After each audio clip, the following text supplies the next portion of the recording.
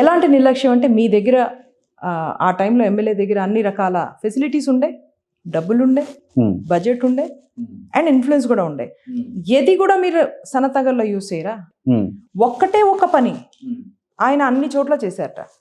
అది నేను అప్పుడు విన్నాను, ఇప్పుడు ప్రత్యక్షంగా చూస్తున్నాను. ఏం పని ఆ పని? ఏం పని ఆ పని అంటే, ఒకసారి మీరు సనత్ నగర్ రావాలి. ప్రతి చోట ఒక రాయి, దాని మీద ఆయన పేరు, దాని బయట ఆయన టెంకాయ.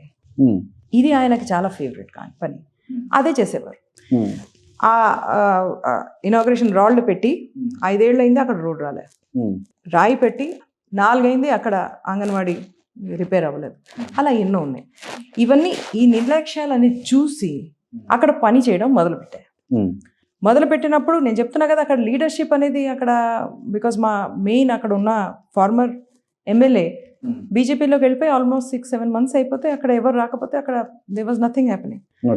సో స్లోగా మేము ఒక మూవ్మెంట్ డెవలప్ చేసుకుంటూ వచ్చాం. సనత్ నగర్ పరంగా ఆ క్యాంపెయిన్ పేరు ఉండే మన హక్కు మన సనత్ నగర్ అని ఒక క్యాంపెయిన్ మొదలుపెట్టి ప్రజల్లో దాన్ని ఏమంటారు, ఒక అవగాహన తీసుకొచ్చి అన్యాయం అవుతుంది దీంట్లో, ఇలా సైలెంట్గా ఉండాల్సిన అవసరం లేదు, బీఆర్ఎస్ గుండాలతో భయపడాల్సిన అవసరం లేదు.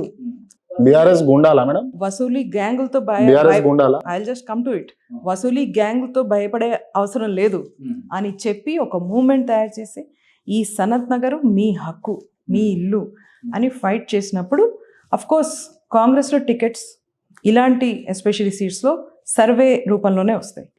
సో సర్వేలు అయినాయి, ఎన్నో 4-5 కంటే ఎక్కువ అయినాయి సర్వేలు అని నాకు తెలిసింది. ఇంతకంటే ఎక్కువ కూడా అవ్వచ్చు, కొన్ని నాకు తెలియకపోవచ్చు. దాంట్లో పేర్లు వచ్చినాయి, అలాగే టికెట్లు దాని పరంగానే వచ్చినాయి.